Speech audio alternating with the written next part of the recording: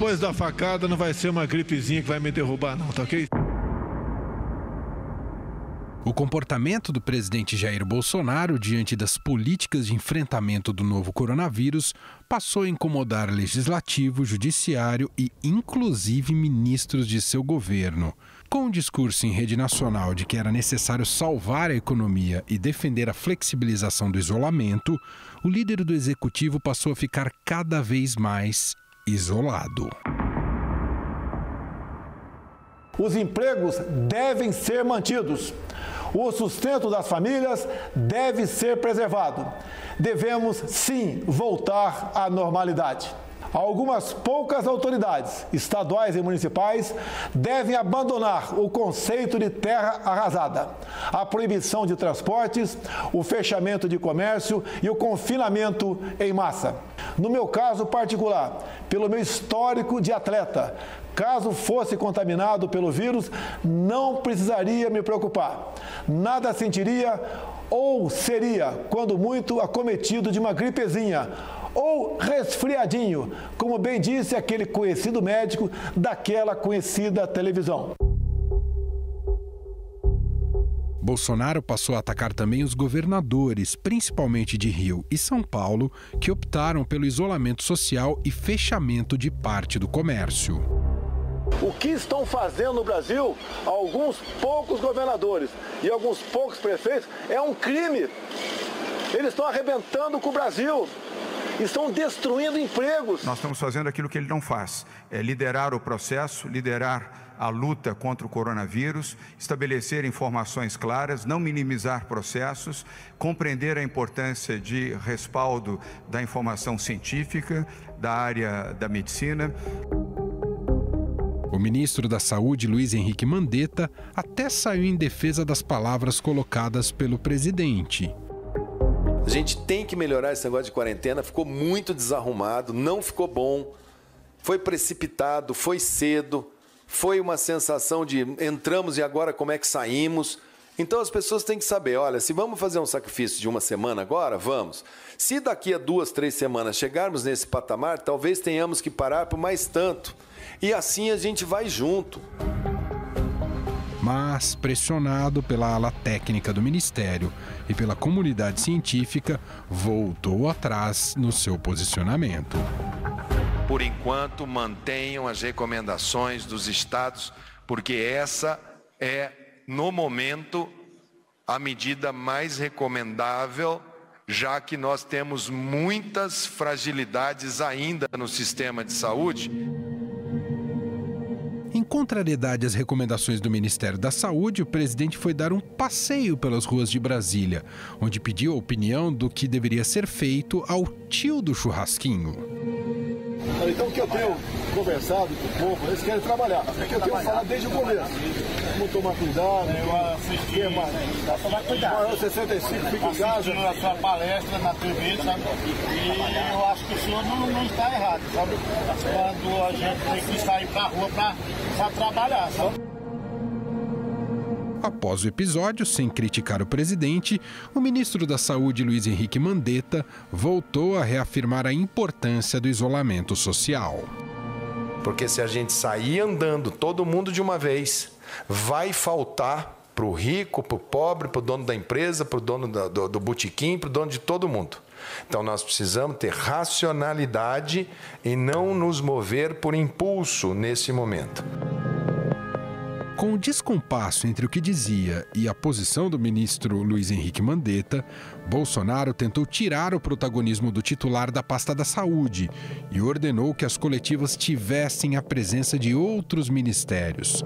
A medida foi entendida como um enfraquecimento de Mandetta e uma possível demissão do ministro, o que foi negada pelo ministro da Casa Civil, Braga Neto.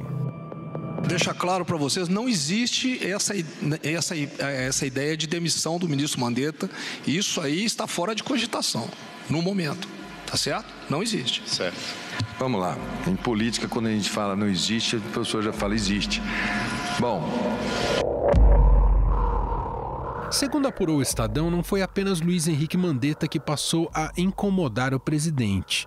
Jair Bolsonaro reclamou do ministro da Justiça e Cidadania, Sérgio Moro, por não defender suas posições no enfrentamento às medidas restritivas tomadas por estados e municípios.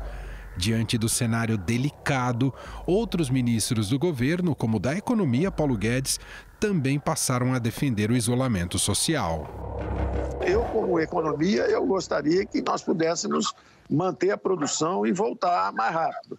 Eu, como cidadão, seguindo o conhecimento do pessoal da saúde, ao contrário, eu já quero ficar em casa e fazer o isolamento. O próprio ministro da Casa Civil, Braga Neto, que serve como uma espécie de mediador dos ministros, disse que a posição dos outros ministérios é pelo entendimento da pasta da saúde, ou seja, pelo isolamento social. Os ministros concordam plenamente com a posição do ministro Mandetta. A oposição em relação à postura de Jair Bolsonaro não ficou restrita ao Poder Executivo. O Legislativo e o Judiciário também passaram a defender publicamente a posição do Ministério da Saúde. Entre eles, os ministros do STF Luiz Fux, Gilmar Mendes e o presidente Dias Toffoli.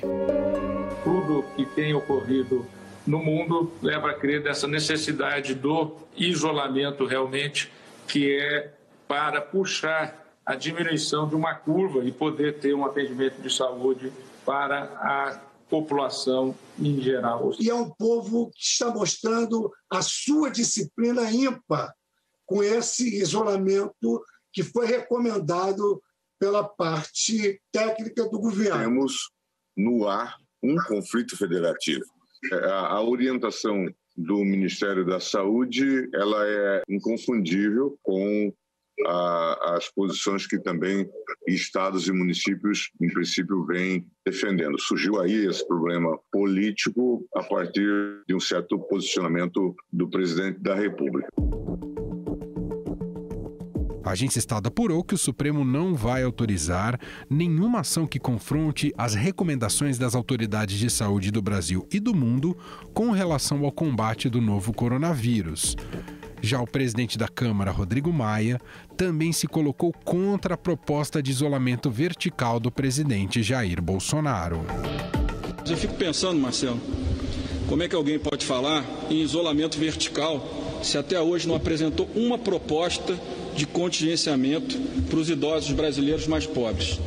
Eu fico pensando como é que um governo pode falar de um assunto sabendo que nós temos milhares de idosos nas comunidades do Rio de Janeiro, que São Paulo tem 7 milhões de pessoas acima de 60 anos, muitas delas certamente de baixa renda, e até hoje a gente não viu do governo qual é a política para isolar os idosos. Ainda no Congresso, o Senado aprovou uma moção assinada por todos os líderes, inclusive aliados do Palácio do Planalto, defendendo o isolamento social. Procurando se agarrar nos seus apoiadores diante das críticas e da solidão de suas decisões, Bolsonaro incitou a sua claque a hostilizar os jornalistas que o aguardavam na saída do Palácio do Alvorada. Como protesto pela atitude do presidente, a imprensa se retirou do local. É ele que vai falar, não é vocês não. Ele que vai falar. Jogando Becuinha que não jogando Mandetta contra o presidente. Jogando correto. E você todo mundo contra o presidente. Essa tática de vocês não vai funcionar. Vai embora? Vai abandonar o povo? O governo é um time, a imprensa que não gosta do povo. No dia seguinte ao episódio, um segurança da presidência pediu que as pessoas na portaria do Palácio do Alvorada evitassem criticar os repórteres. Com isolamento evidente, o presidente se agarrou em uma fala do diretor da Organização Mundial da Saúde, Tedros Adhanom, sobre a questão dos mais pobres e o isolamento social. Não se esqueça que eu sou o presidente. Vamos seguir a orientação da OMS. A OMS falou o quê? O que o diretor-presidente falou? Que esse povo humilde fica o dia todo na rua para levar um prato de comida à noite em casa. E ele falou isso também, ele falou que ele era africano, sabe o que é passar dificuldade. A fome mata mais do que o vírus. Entretanto, a fala foi tirada de contexto e a própria OMS negou que o seu diretor defendesse a volta dos autônomos ao trabalho. O ministro da Saúde, Luiz Henrique Mandetta, também teve um entendimento diferente do presidente sobre o pronunciamento de Tedros Adhanom. Então, o que eu entendi da posição lá da Organização Mundial da Saúde, naquele trecho que ele fala, é que há sim que se fazer considerações sobre a parte de dinâmica social, mas sem abrir mão, em momento nenhum, da ciência que você tenha no seu espaço. Nós não vamos fazer medidas que sejam arriscadas para o nosso povo enquanto nós não tivermos condições de trabalho e enquanto nós não somos também um país que não está investindo em condições para que o povo enfrente.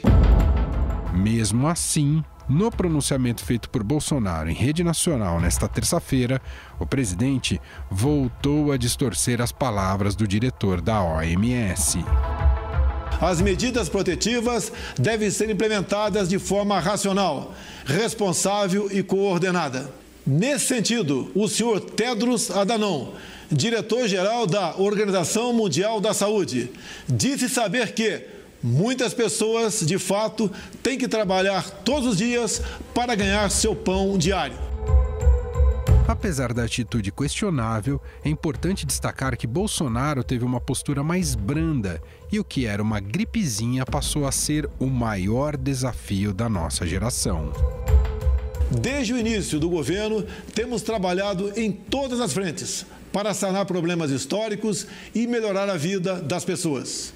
O Brasil avançou muito nesses 15 meses, mas agora estamos diante do maior desafio da nossa geração. Minha preocupação sempre foi salvar vidas.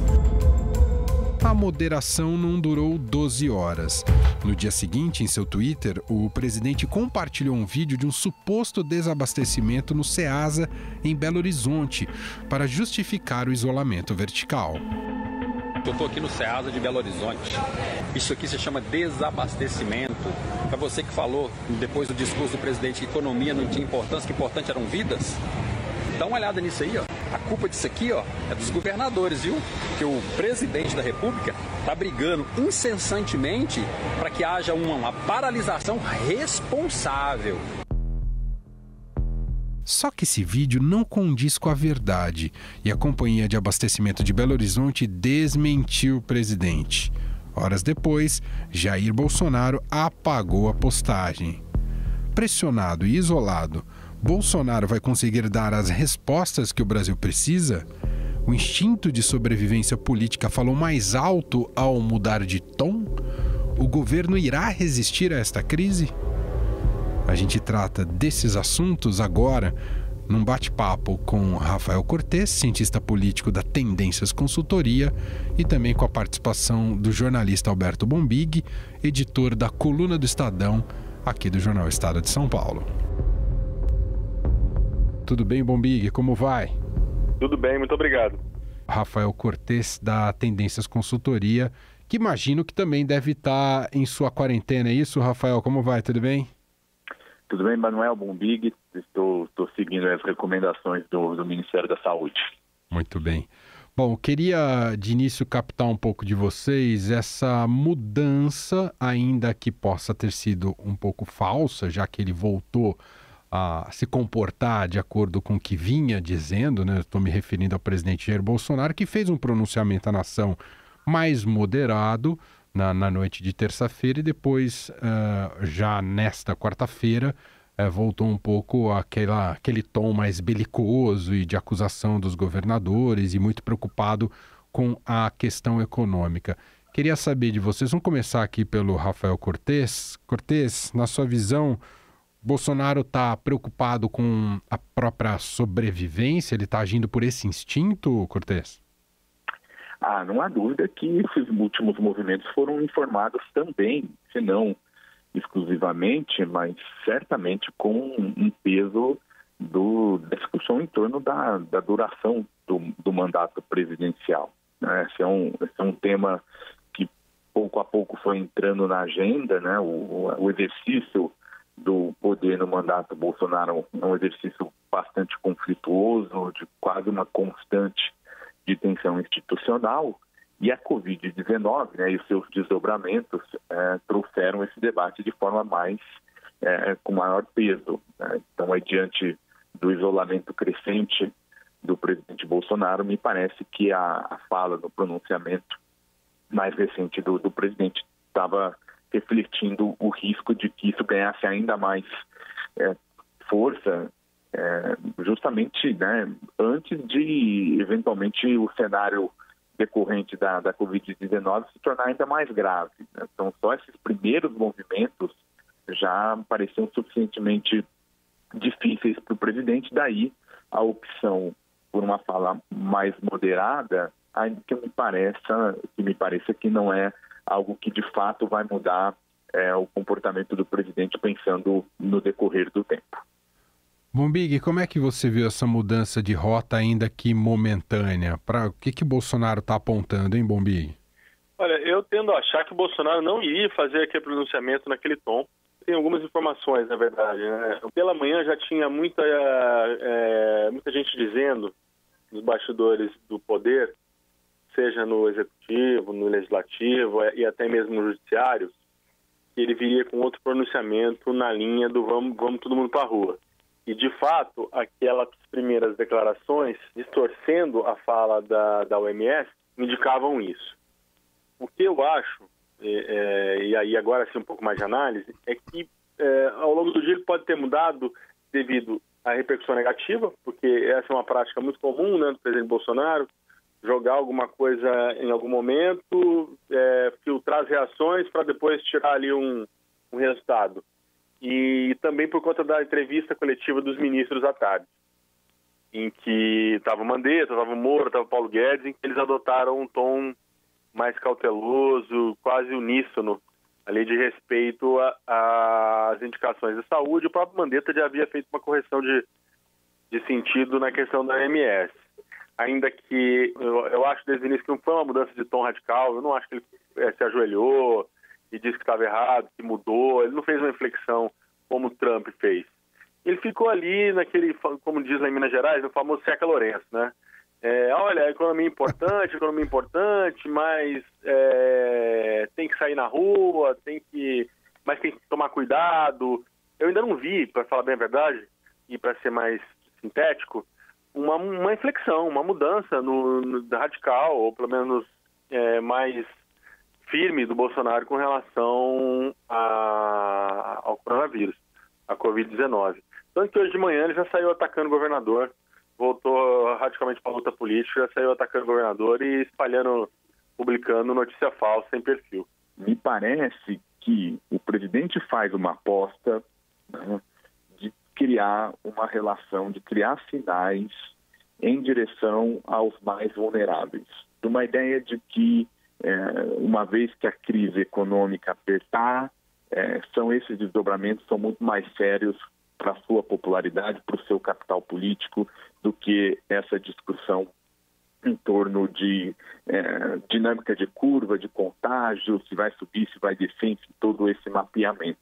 Essa é uma aposta que ele parece fazer, e até então estava caminhando com uma ideia de que o cenário de emergência é tamanha que toda essa cutucada com outro líder político, ou às vezes tensionamento de fato contra uma instituição, questionamento da legitimidade de outros atores do processo, enfim, todo esse primeiro movimento que ele fez, né, que combinou algum grau de disputa política com simplesmente ignorar recomendações básicas dos órgãos técnicos de saúde, todos esses movimentos estavam um pouco uma ideia de que, por esse momento, o mandato não estaria mais em risco, por conta de que o custo de fazer uma mudança nesse momento seria tamanha que nenhum ator político iria caminhar nessa direção, e isso dava mais graus de liberdade para ele fazer atuação nessa direção, buscando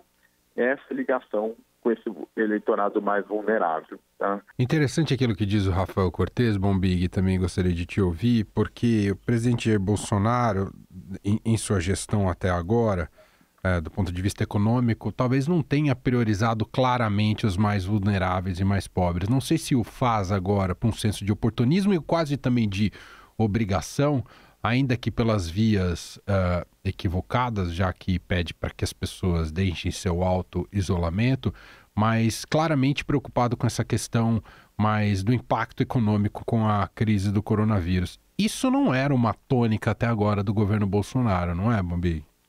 Em primeiro lugar, perfeito. O que o Rafael falou, complementou ali, aliás, muito bom mesmo, esse aspecto que ele levantou.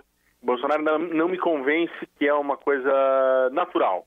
Ele, sabe, ele introjetou essa mudança da importância de combater a epidemia e depois a gente vai pensar em economia. Ainda acho, aí o Rafael acho que deu um belo feito de arrumação aí, falou da questão, muita gente no entorno, né, os militares, o Braga Neto, o Eduardo Ramos, dizendo, olha, calma, vamos mudar aqui e tal. Então esse é o primeiro ponto. Na questão dos mais vulneráveis, é um pouco também do que você falou. Não é uma questão de priorização de governo. O que nós temos que entender é que é um elemento de populismo no governo Bolsonaro. O Bolsonaro é, desde o início, um populismo de direita, porque a política, mesmo para os mais vulneráveis, que são R$600, está devagar, né? Não andou na velocidade que todo mundo esperava que ela andasse. E como você observou, não era um foco do governo, é um governo muito voltado para mercado, né? Que comemorava quando a Bolsa batia lá não sei quantos mil pontos, que comemorava a oscilação de dólar, quando o dólar caía, e que sempre deixou dúvidas, por exemplo, com relação ao Bolsa Família, né? Às vezes ela aprova o 13º, às vezes critica. Então, nesse sentido, eu entendo o que você está dizendo.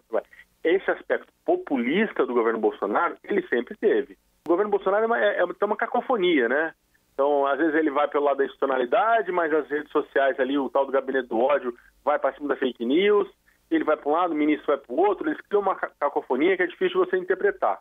De qualquer maneira, Rafael Cortes, claro que a gente ainda está no princípio da crise, dado que deve vir ainda pela frente, mas o presidente, especificamente o presidente Jair Bolsonaro, só saiu perdendo até agora com essa crise, não é, Rafael? E é justamente essa percepção, Emanuel, eu vou pedir licença para fazer essa resposta, mas alinhar com o ponto que o Bombig trouxe, né, dessa dissociação entre o discurso e as práticas, mas é justamente essa percepção de derrota que você trouxe que me parece informou e alimentou a dinâmica do discurso, né? Essa perda de credibilidade, né, é especialmente notável entre segmentos com renda mais alta, ou seja, entre segmentos que a gente pode chamar daquele primeiro eleitor original do Bolsonaro, se não original, o eleitor que de alguma maneira tem mais voz na opinião pública, tá? Então, num certo sentido, a retórica para os mais vulneráveis é uma estratégia de tentar se contrapor a esse movimento que começa a se reforçar, né?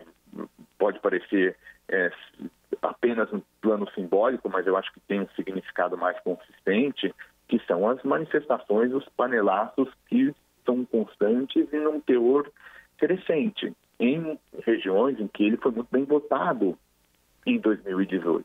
Então, a tentativa de encontrar essa conexão com os mais vulneráveis vem dessa percepção que você colocou das dificuldades na crise. E o que acho que é importante a gente pontuar, e que estava isso na fala do Bombig, que é realmente uma dissociação com as práticas em termos de políticas públicas. Então, o problema não é fazer a separação entre saúde e economia. Essa é uma separação artificial, né? No fundo, as duas coisas caminham juntas. E ninguém faz uma defesa de que não existe custo econômico do comportamento, desse momento de restrição do contato social. Custos esses que são regressivos, ou seja, as classes mais baixas, né, tendem a arcar de forma mais significativa com esse custo. Então, o que deveria ser feito é uma agilidade maior nas políticas de proteção social para dar alguma viabilidade num processo que tem se tentado para fazer esse desafio, fazer o tal do achatamento da curva.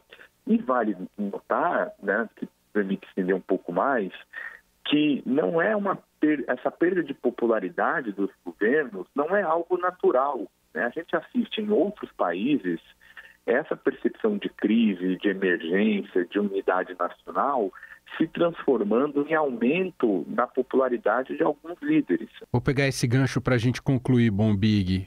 É na crise real que o Bolsonaro está percebendo o grande tombo que pode ter na sua gestão? Digo isso não que ele não tivesse tido outras crises, mas até agora havia muito protagonismo do Paulo Guedes na condução econômica do país e com os melhores resultados, ou até em ministérios mais técnicos, mas tinha muita batalha no campo retórico.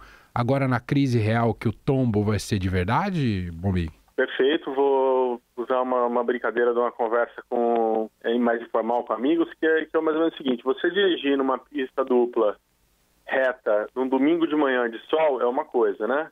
Até eu, que não sou muito bom no volante, consigo tranquilamente, né? Aquele domingo, pista vazia, pista dupla, retão, você vai embora.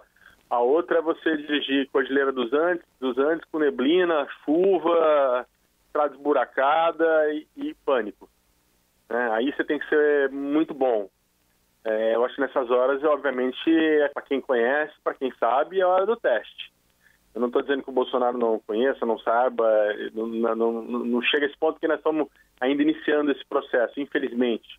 Mas ele precisa, assim, agora mostrar serviço. E nessas horas, para continuar aqui na minha brincadeirinha, se você não tem condições, ou pelo menos não está se sentindo seguro, você troca, né? Você encosta. Não vai dizer que você perdeu o controle, né? Você só vai estar do lado, ele vai de copiloto. Alguém segura ali e vão levar o troço adiante. Pode ser os ministros, pode ser os militares, como a gente estava dizendo até agora. Mas, enfim, acho sim que você tem razão. Agora é a hora da expertise e de você tocar o barco para frente. É no nevoeiro que o marinheiro vai mostrar a experiência dele, né? E aí eu acho assim, também não adianta a gente ficar pedindo fim da luta política, né? Eu vejo muito isso, né? A pessoa vai lá e escreve uma mensagem de paz linda nas redes sociais, mas também no fundo está falando que dê tudo errado, para lá na frente eu dizer, pô, infelizmente, esse governo no qual eu não votei, ele fracassou. Todos se unir, né? Se unir assim, não interessa se você votou, se não votou, a gente tem que sair dessa, para o bem do Brasil, né? As eleições são lá em 22. O problema é que o Bolsonaro antecipou esse debate da eleição também, né? Ao brigar com os governadores, batendo de frente com o governador, olha no governador e vê um potencial inimigo e bate de frente. Para encerrar minha participação, deixo uma reflexão que eu, de fato, não tenho resposta sobre ela, mas talvez o cálculo do Bolsonaro seja a hora que a coisa apertar, porque ela vai apertar até onde a gente ouve os cientistas e os médicos, ele fizer uma super inflexão e mudar radicalmente o tom e talvez acreditar que ainda será tempo de dizer, olha, lá atrás eu de fato lutei pelos mais pobres, lutei pela economia, mas eu estava errado e agora eu vou tentar resolver. Muito bem, eu agradeço aqui para esse nosso bate-papo na edição de hoje aqui do podcast Rafael Cortes, cientista político da Tendências Consultoria. Mais uma vez, muito obrigado, Rafael. A gente seguirá te convidando aqui para outros encontros, conversas e reflexões. Muito obrigado, viu? Eu que agradeço, Manuel, Bombig, pelo debate e fico, como sempre, à disposição de vocês. E agradeço ao Alberto Bombig, editor da Coluna do Estadão, jornalista aqui da casa. Obrigado, Bombig. Obrigado, meus amigos.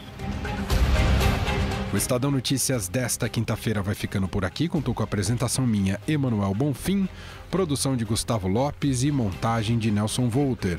O diretor de jornalismo do Grupo Estado é João Fábio Caminuto. Mande seu comentário e sugestão para o e-mail podcast@estadão.com.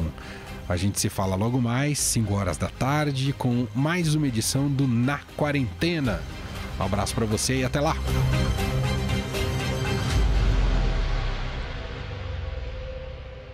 Estadão Notícias.